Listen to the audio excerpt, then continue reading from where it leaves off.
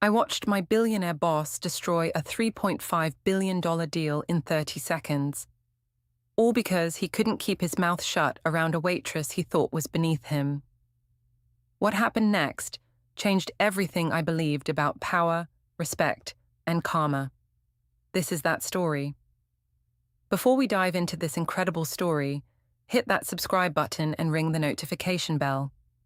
Trust me, you won't want to miss stories like this one. Now, let me take you back to that life-changing day.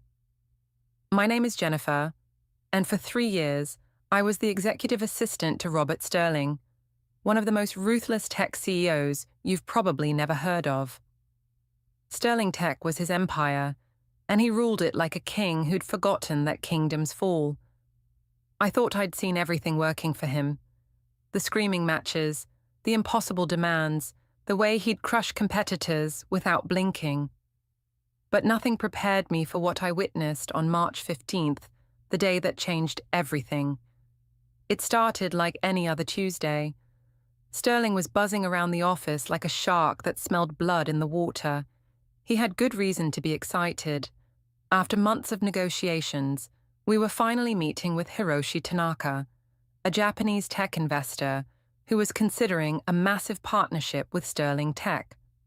We're talking about a $3.5 billion deal that would have made Sterling the richest tech CEO in America, maybe even the world. "Jennifer, this is it," he told me that morning, straightening his $1,000 tie. "After today, I won't just be rich, I'll be untouchable." The way he said it sent a chill down my spine.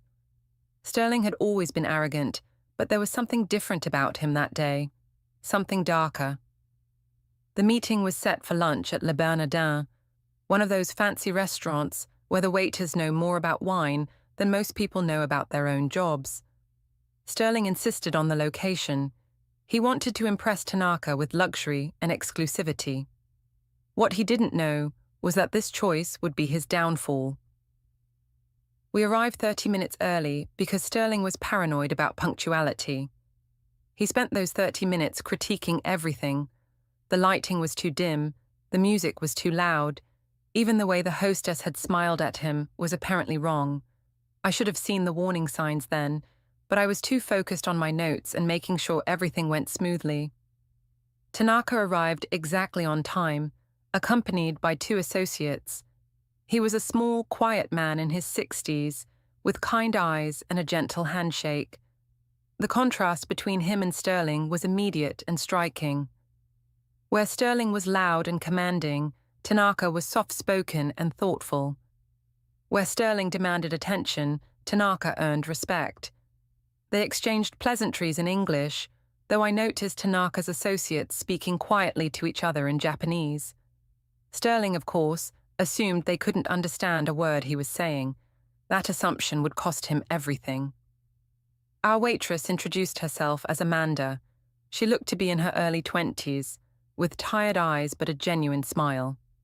She moved efficiently between tables, clearly experienced despite her youth. She was professional, polite, and completely invisible to Sterling, exactly the way he preferred service staff to be. The first hour went well. Sterling presented his vision for the partnership with his usual theatrical flair, while Tanaka listened intently, asking thoughtful questions. I was taking notes and managing the technical presentation on my tablet when I noticed Amanda approaching our table more frequently than usual. She wasn't being intrusive, quite the opposite. She seemed to anticipate our needs before we even realized we had them. During a brief pause in the presentation, Tanaka complimented her service in English, telling her how much he appreciated her attention to detail. Amanda smiled and thanked him, then surprised everyone by responding in perfect Japanese. Not just a few practice phrases, but fluent, natural Japanese. Tanaka's face lit up, and they had a brief conversation that made his associate smile. Sterling, however, looked annoyed. He hated when attention shifted away from him, even for a moment. "That's enough socializing," he said curtly to Amanda. "We're here for business, not to chat with the help." The temperature at the table seemed to drop 10 degrees. Amanda's smile faltered slightly, but she maintained her professionalism and stepped back. Tanaka's expression became unreadable. Never a good sign in business, but Sterling was just getting started. As the afternoon wore on, his behavior became increasingly erratic. He snapped his fingers at Amanda when he wanted something. He complained loudly about the temperature, the food, even the way she held her notepad. Each interaction was a small cruelty, death by 1,000 cuts. I watched Tanaka growing more uncomfortable with each passing minute.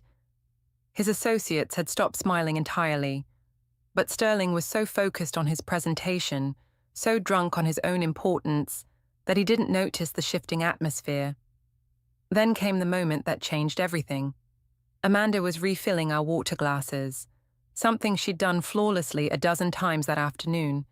But this time, as she reached across to fill Sterling's glass, her elbow caught the edge of his leather portfolio.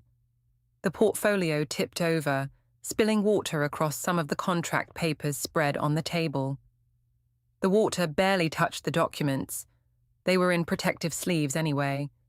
But Sterling erupted like a volcano. "Are you kidding me?" he shouted, loud enough that half the restaurant turned to stare. "Do you have any idea how important these documents are? Do you have any idea how stupid you have to be to make a mistake like that?"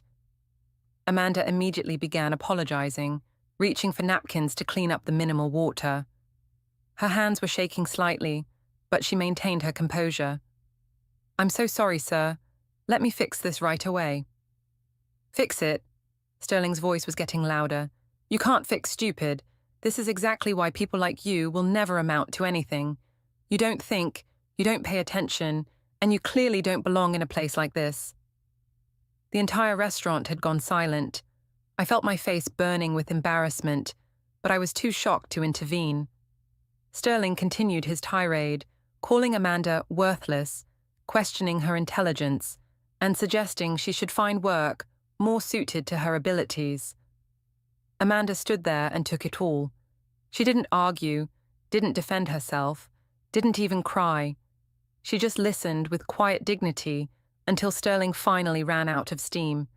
Then, in a voice so calm it was almost whisper, she said, "You're absolutely right, Mr. Sterling. I apologize for my mistake." But then something shifted in her expression. She turned to Tanaka and said, in perfect Japanese, "Mr. Tanaka, I want to apologize to you as well. I couldn't help but overhear your conversation earlier about the security concerns with the cloud infrastructure proposal. You were right to be worried." The color drained from Sterling's face. Tanaka sat up straighter, his eyes sharp and focused on Amanda for the first time. "You understood our private conversation?" Tanaka asked in Japanese. "Every word," Amanda replied, still in Japanese, "including your concerns about Mr. Sterling's company culture and whether it aligns with your family's values." Sterling was looking back and forth between them like a tennis match he couldn't follow. "What are they saying?" "Jennifer, what are they saying?" I was as stunned as he was. Amanda continued speaking to Tanaka in Japanese, her voice growing stronger with each word. I couldn't understand most of it, but I caught enough to know she was discussing technical aspects of the proposed deal with a sophistication that stunned everyone at the table. Finally, Tanaka held up his hand and switched back to English. He looked directly at Sterling with an expression I'd never seen before, pure cold disappointment. "Mr. Sterling," he said quietly, "I have spent the last 3 hours trying to understand who you really are.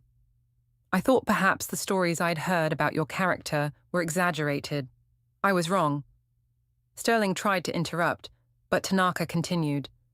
"In my culture, we believe that how a person treats those they perceive as beneath them reveals their true character. Today, you have shown me exactly who you are."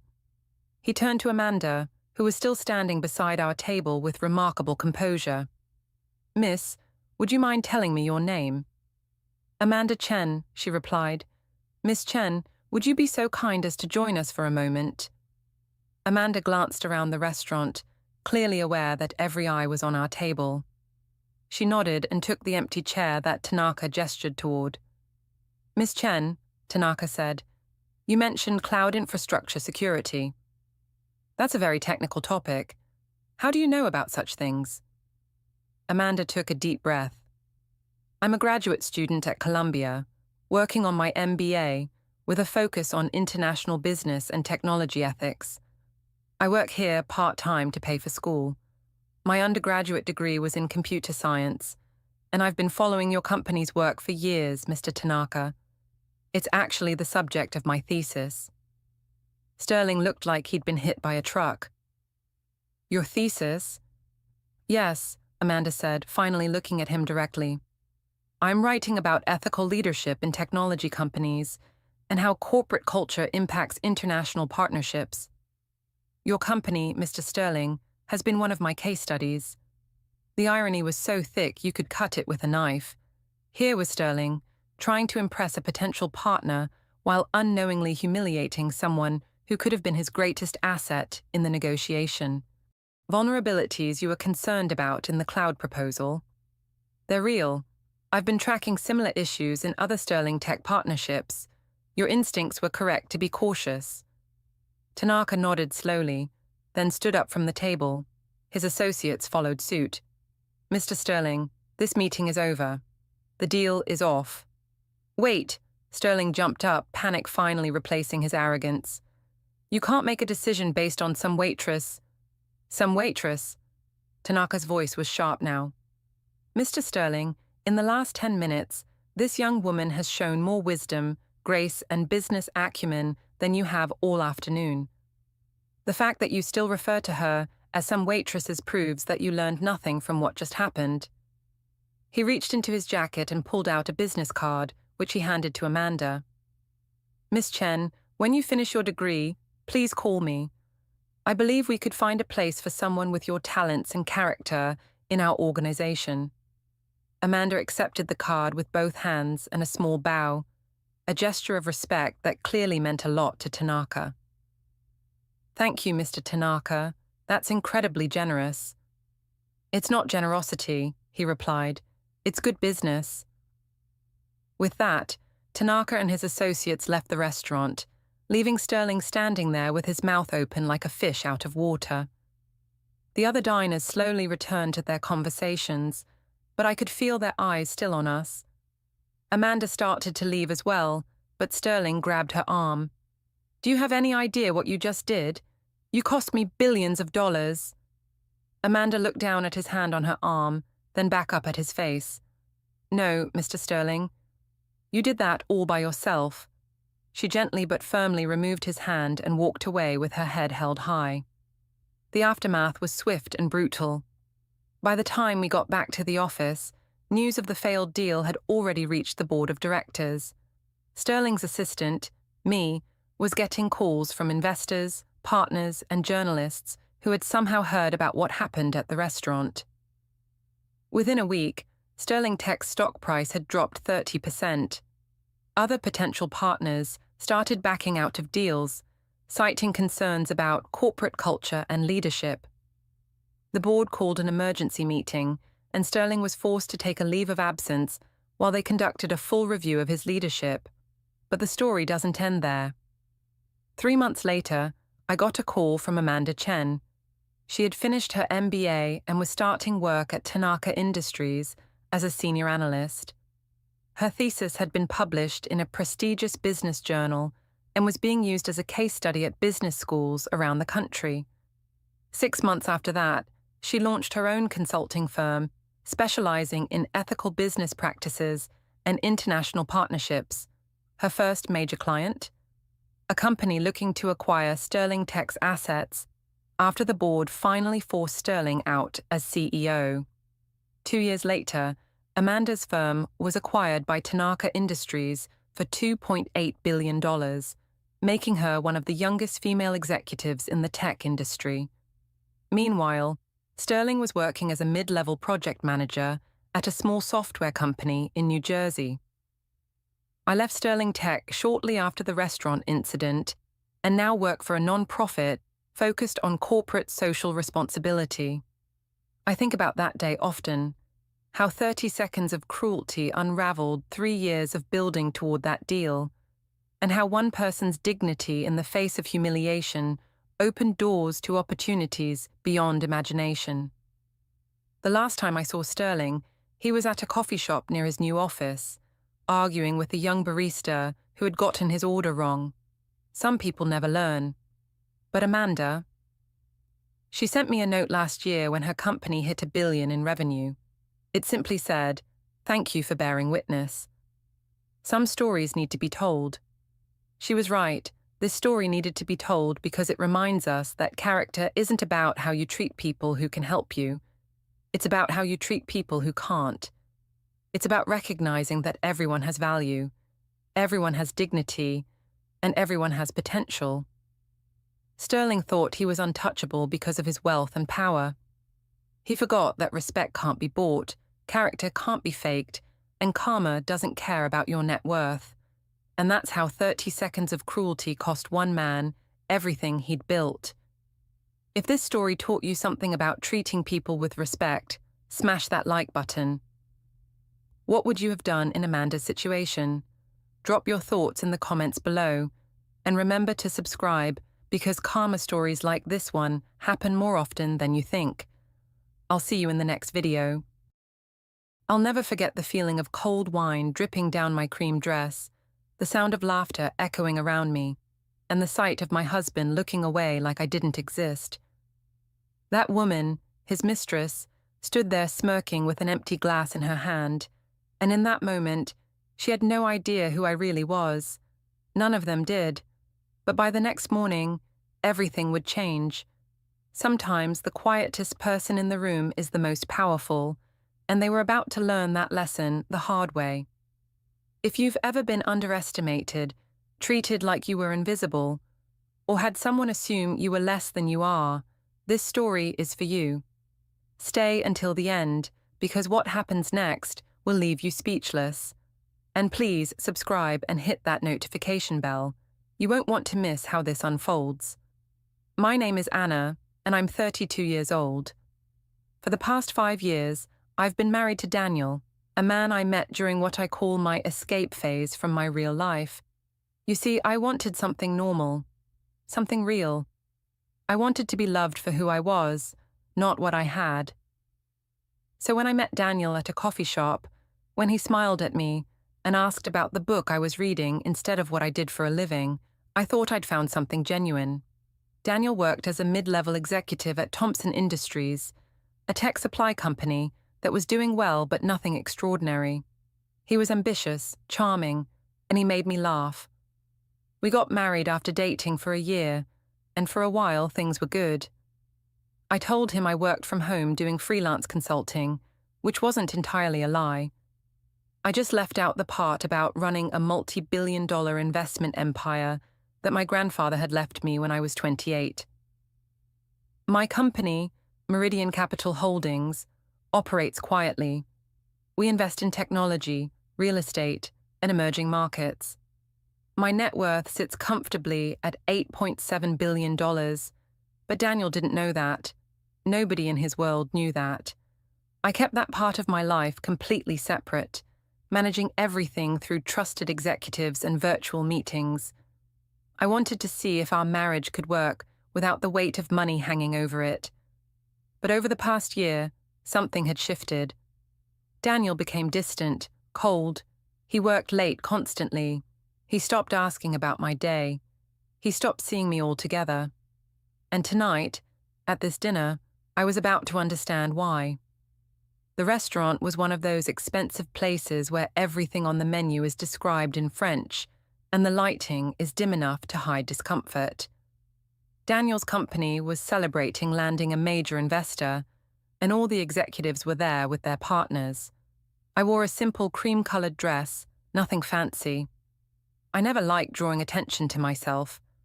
I was sitting quietly, listening to the men talk about profit margins and market expansion when she walked in.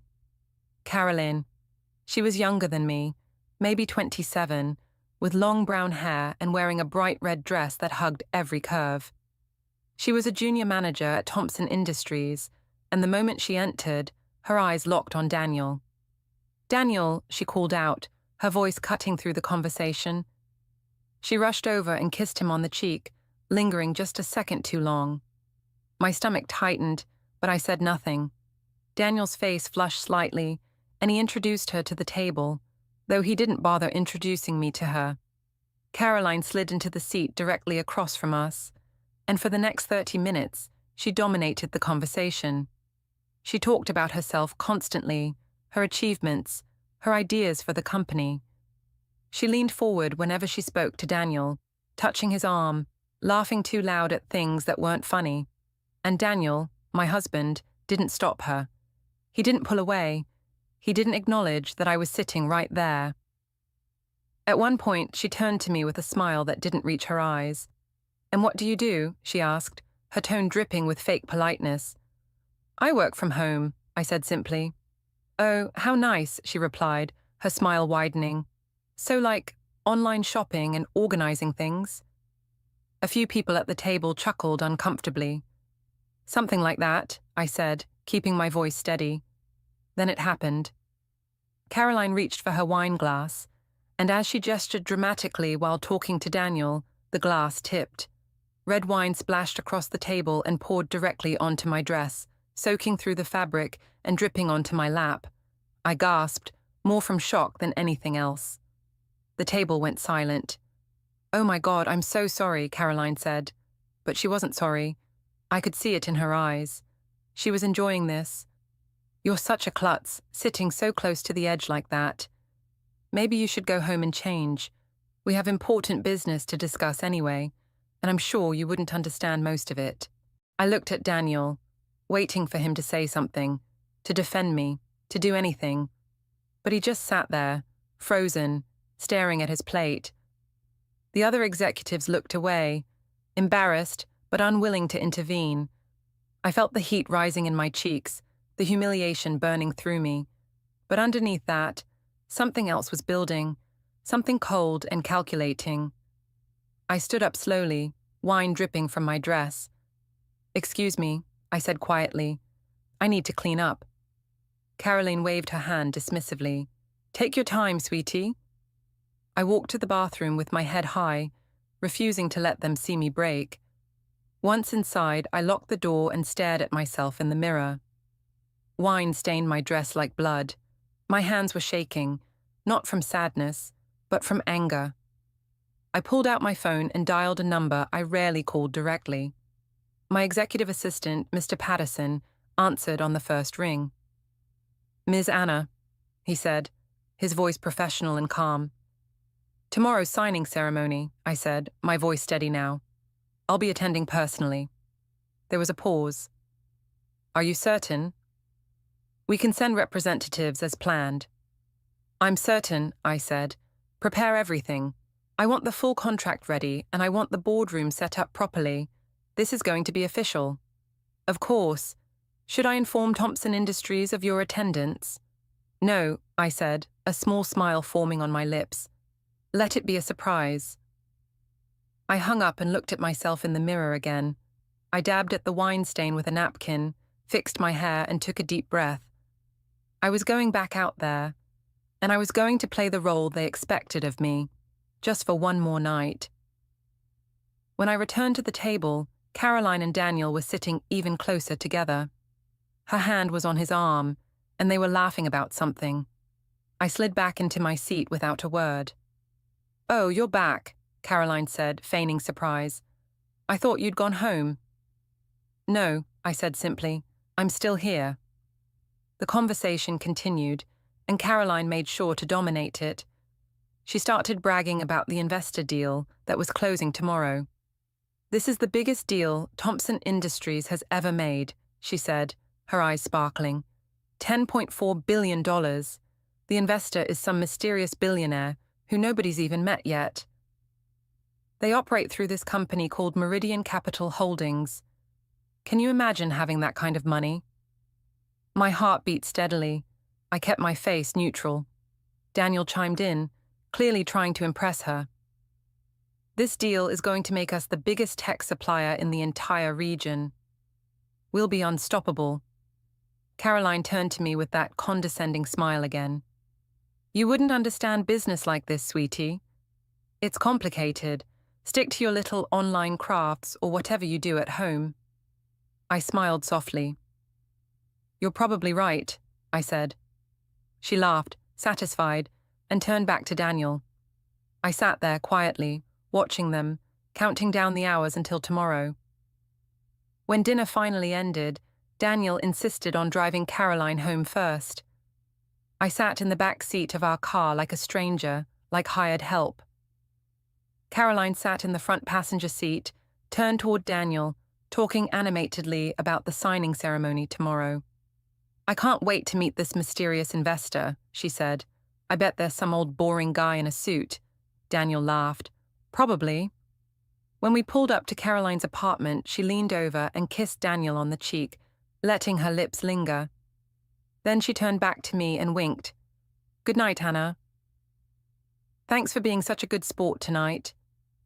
I said nothing. I just watched her walk away in that red dress, so confident, so sure of herself. The drive home was silent. Finally, Daniel spoke. Don't make a scene about tonight, he said, his voice defensive. Caroline is just friendly. She doesn't mean anything by it. I looked out the window at the passing streetlights. I won't make a scene, Daniel, I said quietly. I promise.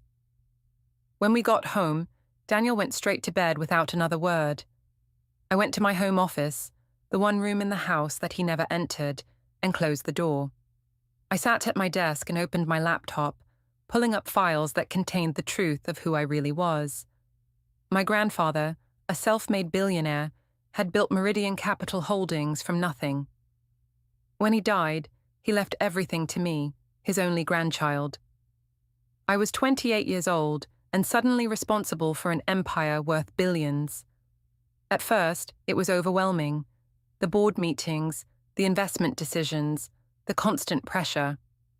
I threw myself into it for 3 years, learning everything, proving I deserved to be there. But by the time I was 31, I was exhausted. I wanted something normal, something real. So I stepped back.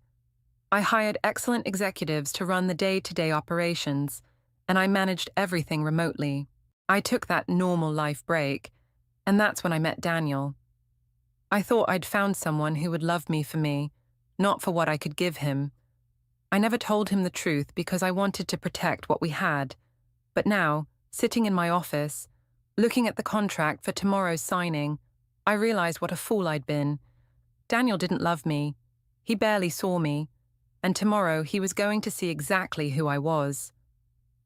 Thompson Industries' new investor, the mysterious billionaire behind Meridian Capital Holdings, was me.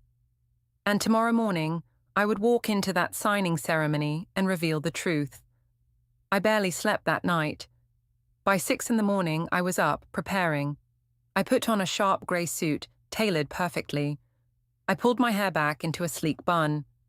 I applied minimal makeup, just enough to look polished and professional. When I looked in the mirror, I didn't see Daniel's quiet wife anymore. I saw the woman I really was. Daniel had already left for the office, too excited about the signing to even say goodbye. Perfect. At 9:30, my driver picked me up. We drove to Thompson Industries headquarters, a tall glass building downtown. My hands were steady. My mind was clear. This was my world, and I was about to step back into it fully. The conference room on the 20th floor was enormous, with floor-to-ceiling windows overlooking the city. All the executives were there, dressed in their best suits. Daniel stood near the front, and beside him, in a tight silver dress completely inappropriate for a business meeting, was Caroline. She was hanging on his arm, whispering in his ear.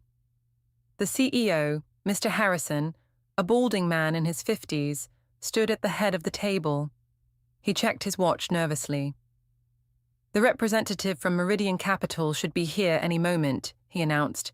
Please, everyone, take your seats. They all sat down, Daniel and Caroline near the middle of the table.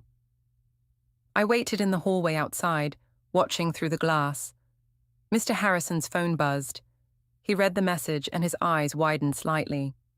They're here, he said, and everyone stood. That was my cue. I pushed open the conference room door and walked in. my heels clicking against the polished floor. Every head turned toward me.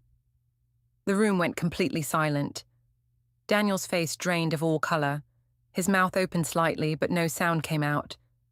Caroline looked confused at first, squinting at me like she couldn't quite place where she knew me from.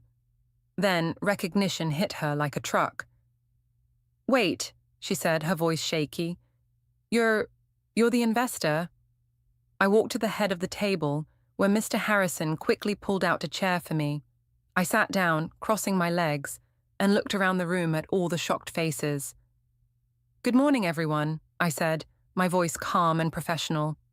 "I'm Anna Whitmore, CEO and majority shareholder of Meridian Capital Holdings. Thank you for having me here today." Mr. Harrison sat down beside me, visibly nervous. The other executives slowly took their seats, but the tension in the room was thick enough to cut with a knife. I opened the contract folder in front of me and began reviewing the terms aloud, my voice steady and businesslike. As outlined in the agreement, Meridian Capital Holdings will be investing $10.4 billion into Thompson Industries in exchange for a 60% ownership stake. This makes my company the majority shareholder, which means I have final approval on all major business decisions, including executive appointments and terminations. Caroline let out a strange sound, almost like a laugh, but there was no humor in it. "This is insane," she said, her voice rising. "She's just Daniel's housewife. She doesn't know anything about business." I didn't raise my voice. I simply turned my head and looked at her directly. "I'm the majority shareholder as of today, actually," I said. "And I know quite a bit about business. My company has successfully managed over $20 billion in assets across 15 countries. We've turned failing companies into profitable enterprises and launched startups that are now industry leaders. So please, Caroline, tell me what you know about business." She opened her mouth, then closed it, her face turning red. I turned to Daniel, who still hadn't said a single word. "Did you tell your friend what I do for a living, Daniel?" He couldn't even look at me. His hands were trembling on the table. I continued. "Before we proceed with the signing, I need to address some concerns I have about this company's management and workplace culture." Mr. Harrison leaned forward. "Of course, Miss Whitmore. What concerns?" I pulled out my phone and scrolled to the photos I'd taken last night at the restaurant. I turned the screen so the executives could see. The images showed Caroline's hand on Daniel's arm, her kissing his cheek, the two of them sitting inappropriately close. "I don't invest $10 billion into companies where executives engage in workplace affairs and create hostile environments," I said. "It shows poor judgment, lack of professionalism, and potential liability issues." Caroline stood up abruptly, her chair scraping loudly against the floor. "You can't do this. This is personal. Daniel, tell her she can't do this." I looked at Caroline calmly. "I'm terminating your employment, effective immediately. Security will escort you from the building. You'll receive 2 weeks severance pay, and that's generous considering your conduct." "Daniel!" Caroline screamed, looking at him desperately. But Daniel just sat there, silent, powerless. 2 security guards entered the room. I must have looked like ice because Caroline's face crumpled. She grabbed her purse and stormed toward the door, but before she left, she turned back one last time. "You're going to regret this," she spat. "No," I said quietly. "I don't think I will." The door closed behind her, and the room remained silent. I turned to Daniel. "As for you, we'll discuss your position here and our marriage later. In private." He finally looked at me, and I saw something in his eyes I'd never seen before. Fear. And maybe, finally, recognition of who I actually was. I turned back to Mr. Harrison and the other executives. "Now, shall we proceed with the signing?" The contract was signed. Thompson Industries officially became majority-owned by Meridian Capital Holdings. The executives shook my hand. Their attitudes completely changed now that they understood who I was. They were respectful, almost fearful. As I left the building, I felt lighter than I had in years. The mask I'd been wearing was finally off. Daniel tried to apologize over the following weeks. He called, he texted, he showed up at the house begging for another chance. He said he'd made a mistake, that Caroline meant nothing, that he loved me. But I was done. I filed for divorce within 3 months, and I didn't ask for anything from him because I didn't need anything from him. He, however, resigned from Thompson Industries shortly after. He couldn't handle working for a company his ex-wife owned. I restructured Thompson Industries over the next 6 months, bringing in new leadership, implementing better policies, and expanding into new markets. The company's value increased by 40%. My investment was paying off exactly as I'd planned. As for me, I stopped hiding. I attended board meetings in person. I gave interviews. I let the world see who I really was. And 6 months after my divorce was finalized, I met someone new at a business conference. His name was Andrew. He ran his own successful company, and when we met, he already knew exactly who I was. There were no secrets, no pretending, just two people seeing each other clearly. Looking back now, I realized that the moment Caroline poured that wine on my dress was the moment I stopped being invisible. Not because she humiliated me, but because I decided I was done accepting being treated that way. They thought I was small because I stayed quiet. They thought I was weak because I was kind. But silence isn't weakness, it's sometimes strategy. And kindness isn't ignorance, it's sometimes just giving people enough rope to hang themselves. Daniel lost everything because he couldn't see what was right in front of him. Caroline lost her job because she underestimated the wrong person.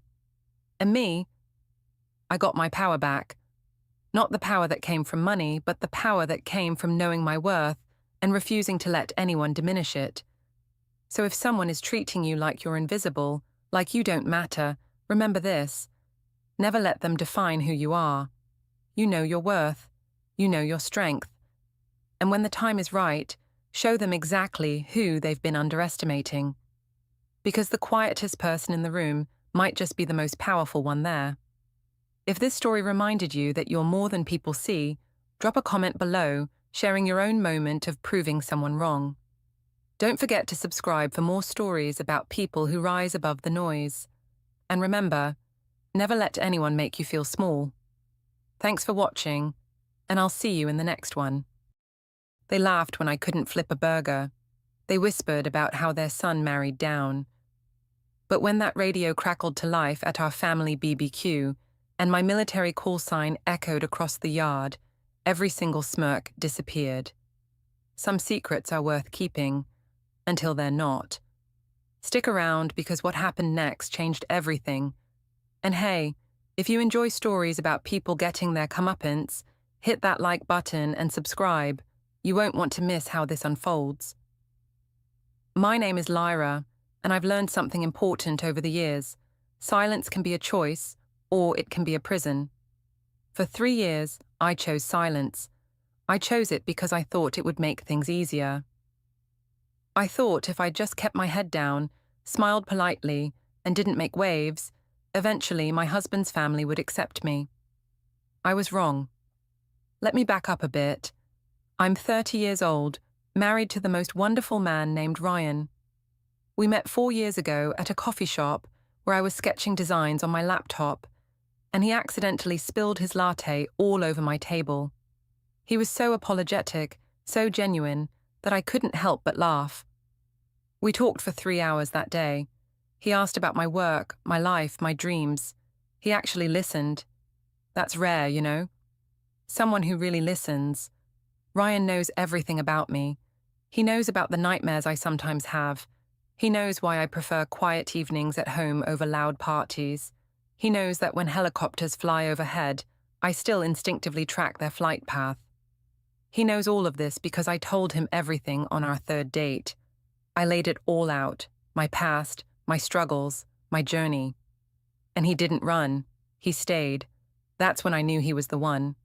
But his family, that's a different story entirely. Ryan comes from what you'd call a traditional family. His mother, Patricia, is the kind of woman who has opinions about everything: how you dress, how you cook, how you keep your house, and especially who her sons marry. His father, Gerald, is a retired insurance executive who believes women should stick to traditional roles, whatever that means in this century. Then there's Ryan's older brother, Brandon, who's always been the golden child. Brandon's a senior manager at some tech company, and his wife Melissa does charity work and hosts dinner parties. They're the perfect couple in Patricia's eyes. And then there's me. Quiet, simple Lyra who does graphic design from home and doesn't wear designer clothes to family gatherings. I could see the disappointment in Patricia's eyes the first time Ryan brought me home. She actually looked me up and down and said, "Oh, how casual." That was 3 years ago, and things haven't improved much since. Every family gathering was the same. Patricia would make little comments about my clothes, my career, my contribution to the family. Gerald would barely acknowledge me, except to ask Ryan when we were planning to give them grandchildren. Brandon would talk endlessly about his achievements while barely asking me a single question. And Melissa would smile sweetly while reminding everyone about her latest charity event or volunteer work, always with a pointed look in my direction as if to say, "See, this is what real contribution looks like." Ryan would get angry on my behalf. He'd defend me, argue with them, try to make them see me the way he does, but I'd always stop him. I'd touch his arm gently and shake my head. It wasn't worth the family drama. I thought if I just waited it out, if I just proved myself through quiet persistence, they'd eventually come around. I thought time would fix everything. I was so wrong. The annual Henderson family barbecue was a huge tradition. Every summer, Patricia and Gerald would host this massive gathering in their backyard. Extended family, neighbors, Gerald's old work friends, everyone came. It was Patricia's chance to show off, and she took it very seriously. This year, Ryan and I almost didn't go. I could feel the anxiety building as the date approached, but Ryan insisted we needed to show up, that we couldn't let them push us away. So we went. The moment we pulled into their driveway, I felt my stomach tighten. Patricia was already on the front porch, wearing a designer outfit and perfect makeup. Her eyes swept over me. I was wearing a simple red sundress and sandals, and I saw that familiar look of disapproval. "Oh, you wore that," she said as we approached. "Well, I suppose not everyone has occasion to dress up." She didn't even wait for a response before ushering me inside. "Come on, dear. We need help in the kitchen." The other women are already working. Ryan squeezed my hand before his father pulled him away to help with the grill. I followed Patricia inside, where Melissa was already chopping vegetables alongside Patricia's sister, Carol. The kitchen commentary started immediately. Patricia talked about family recipes that I didn't know, traditions I wasn't part of, memories I didn't share. Melissa mentioned her latest charity gala and asked what I'd do for the community. I mentioned some volunteer tutoring I do online, and Patricia actually laughed. "That's a nice hobby, dear," she said, not even looking at me. "But Melissa means real community work, organized efforts, things that make a difference." I bit my tongue and kept slicing tomatoes. Then came the question I'd been dreading. Patricia turned to me, knife in hand, and said, "So, Lyra, when are you going to give us grandchildren? You're not getting any younger, you know. You're already 30. Brandon and Melissa are waiting for the right time, of course, since they're both so established in their careers. But you and Ryan, well, it's not like your work is demanding or anything." I felt my face burn, but I kept my voice steady. "We're not ready yet." "Not ready?" Patricia raised her eyebrows. "What are you waiting for? Financial stability, because Ryan has that. A proper home, he has that too." "Oh, I see. You want to focus on your little design projects. How modern." Melissa actually giggled at that.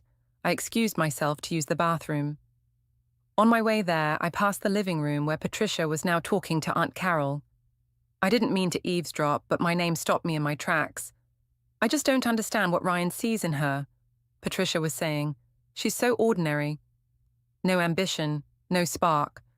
My Brandon married up, a lawyer. But Ryan, I keep hoping he'll realize his mistake. Maybe she's just a phase, Carol replied. He'll figure it out eventually. I stood there in the hallway, frozen. I'd known they didn't like me, but hearing it spoken so plainly felt like a punch to the gut. I steadied myself against the wall, took 3 deep breaths, like my therapist taught me, and went to the bathroom. When I looked in the mirror, I barely recognized the woman staring back. When did I become so small? I returned to the backyard, where Gerald was manning the grill with Brandon and Ryan. I tried to join Ryan, but Gerald waved me over. Lyra! Do you know how to grill? He asked, smiling like he was being friendly. Not really, I admitted. Never been my strong suit. Brandon laughed. What is your strong suit, Lyra? The way he said it wasn't curious, it was mocking. Patricia had followed me outside. She's great at making birthday cards, she announced to everyone nearby. Very artistic. Several people laughed. I felt my face burn again. Ryan looked furious, but I touched his arm. Not yet, not worth it. But it was about to get worse. After we ate, Brandon stood up to make an announcement. He'd been promoted to senior vice president at his company. Everyone cheered and congratulated him. Patricia actually had tears in her eyes. This is what success looks like, she declared, hugging Brandon. This is what happens when you work hard and have real ambition. Brandon soaked it all in, then started giving this speech about making something of yourself and not just coasting through life. Every few seconds, his eyes would drift to me. The message was crystal clear. Gerald, emboldened by a few beers, decided to get more direct. Lyra, honest question, he said loudly enough for everyone to hear. What exactly did you do before this graphic design thing? I took a sip of my lemonade. I worked for the government. Doing what? Filing papers? He actually laughed at his own joke. Patricia chimed in. Nothing wrong with administrative work, dear, but let's not pretend it's... It wasn't administrative work, I said quietly. Brandon leaned forward. What then?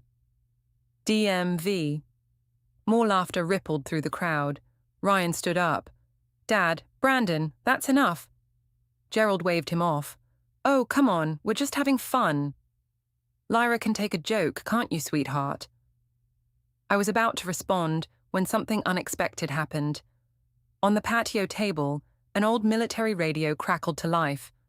Ryan's 16-year-old nephew, Danny, had found it in the garage and brought it out, thinking it was broken. But now it was very much working. Static filled the air, then a voice, requesting air support, any unit in range. Everyone went quiet, confused. Gerald frowned. What the hell is that? Danny looked embarrassed. Sorry, Grandpa. Found this old radio. I thought it was broken, but... The voice continued. This is Ground Unit 79er, requesting immediate assistance, coordinates follow. Another voice broke through, clearer and more authoritative. Ground 79er, this is Falcon Command, we copy. What's your status? The entire backyard had gone silent. Everyone was staring at the radio now, this strange interruption in our suburban BBQ. The first voice responded, Falcon Command, we need emergency evac coordinates. Hostile fire, 2 injured. We're pinned down. Stand by, 79er, the second voice said. Is Hawk 3 available in your area? Repeat, is Hawk 3 in range? My entire body went rigid. Ryan glanced at me, his eyes wide. The radio continued. Hawk 3 is the best tactical coordinator we've got. If Hawk 3 is anywhere near your position... Patricia looked around, confused. What's a Hawk 3? The voice on the radio kept talking. Last known location, Hawk 3 was stateside, honorably discharged 2 years ago. Damn shame. Best combat rescue coordinator in the division. Saved more lives than anyone I've served with. Gerald frowned. Is this some kind of military exercise? Danny was fascinated. Hawk 3. That's such a cool name, like a code name or something? I found my voice quiet but steady. It's called a call sign. Everyone turned to look at me. The shift in attention was sudden and complete. Melissa blinked. How do you know that? I met her eyes, then Patricia's, then Gerald's.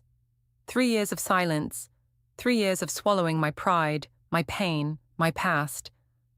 3 years of letting them think I was nothing. I was done. Because Hawk 3 was my call sign, I said. You could have heard a pin drop. Patricia's mouth actually fell open. What? She whispered. I took a breath. For 8 years, I was a tactical combat rescue coordinator with the United States Air Force. Hawk 3. That was me. Gerald sat down heavily in his chair. You're joking. Ryan stepped beside me, putting his hand on my back. He was smiling, proud. She's not joking. Not even a little bit. Brandon looked like someone had slapped him. Combat rescue? You? Yes, me. I was surprised by how steady my voice was. I coordinated helicopter extractions in hostile territory. Afghanistan, primarily. Some classified locations I still can't name even now. When ground units got into trouble, when soldiers were injured or trapped, I was one of the people who got them out. I worked with pilots, medics, intelligence officers. I made split-second decisions about flight paths, landing zones, threat assessments.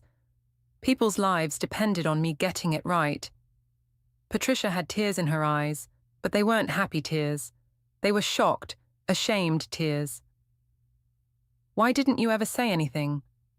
This was the question I'd been waiting for. I looked at her directly. I tried, Patricia. Several times. The first time I met you, I mentioned my military service. You changed the subject to talk about Melissa's law degree. At Thanksgiving 2 years ago, Gerald asked what I did, and I started to explain. He interrupted me to tell a story about his golf game. Last Christmas, I wore my Air Force pin on my sweater. Nobody noticed. Or if they did, they didn't care enough to ask. I turned to face everyone. Eventually, I stopped trying. I figured if you wanted to think I was ordinary and boring, that was your problem, not mine. I chose a quiet life after the military because I needed peace. I'd seen enough chaos, enough death, enough fear to last a lifetime. Graphic design makes me happy. Creating something beautiful instead of coordinating life or death situations makes me happy. But that doesn't mean my past doesn't exist. Aunt Carol spoke up, her voice small. But you're so quiet, so gentle. That's what happens when you spend years making decisions where one mistake costs lives, I said. You learn when to speak and when to listen. You learn that loud doesn't mean strong. You learn that the people who talk the most often have the least to say. Ryan filled in the gaps I wouldn't brag about. He told them about my 3 commendations for valor. The time I coordinated a rescue under heavy fire that saved 12 soldiers. The nights I worked 16-hour shifts managing multiple teams across different provinces. The psychological toll that eventually made me leave. The PTSD I still manage, the nightmares, the hypervigilance. She chose to come home, Ryan said quietly. She chose to build a different life. That doesn't make her less. It makes her human. Patricia tried to apologize, her mascara running. Gerald couldn't meet my eyes. Brandon sat silently for the first time all day, looking at his hands. Melissa looked absolutely mortified. I held up my hand. I didn't tell you this to make you feel bad. I told you because I'm tired of being treated like I don't matter. I matter. What I did mattered. And what I do now, creating designs that make people smile, building a peaceful life with your son, finding joy in small things, that matters too. To me. And that should be enough. Danny approached me shyly. That's the coolest thing I've ever heard, he said. Can I ask you questions sometime? About what it was like? I smiled at him, really smiled. Sure, Danny. Anytime. The rest of the BBQ was different. Patricia kept hovering near me, asking careful questions, actually listening to my answers. Gerald asked about my service with genuine interest, not condescension. Brandon stayed quiet, which was honestly a relief. Melissa apologized privately, admitting she'd just followed Patricia's lead without thinking for herself. As the sun set and people started leaving, Ryan pulled me aside. "I'm so proud of you," he whispered. "I've been waiting for you to tell them off for 3 years." "I wasn't telling them off," I said. "I was just telling them. Finally." He kissed my forehead. "Either way, it was incredible. You're incredible." Driving home that night, I felt lighter than I had in years. I wasn't hiding anymore. I wasn't shrinking myself to fit someone else's expectations. I was just me, Lyra, who used to be Hawk 3. Both parts of my story, both parts of my identity, finally visible. I didn't want to be seen as a hero. I just wanted to be seen. Really seen. Not dismissed, not underestimated, just acknowledged. That day taught my in-laws something important. Never assume you know someone's story. And it taught me something too. Sometimes you have to speak up, even when you'd rather stay quiet. My call sign was Hawk 3. These days, I answer to Lyra. But both of those people are me, and I'm done apologizing for either one. If this story resonated with you, please hit that like button and subscribe for more real-life stories. Drop a comment below telling me, have you ever been underestimated? How did you handle it? I'd love to hear your stories. And remember, everyone has a story worth telling. Make sure yours gets heard. Thanks for watching, and I'll see you in the next one.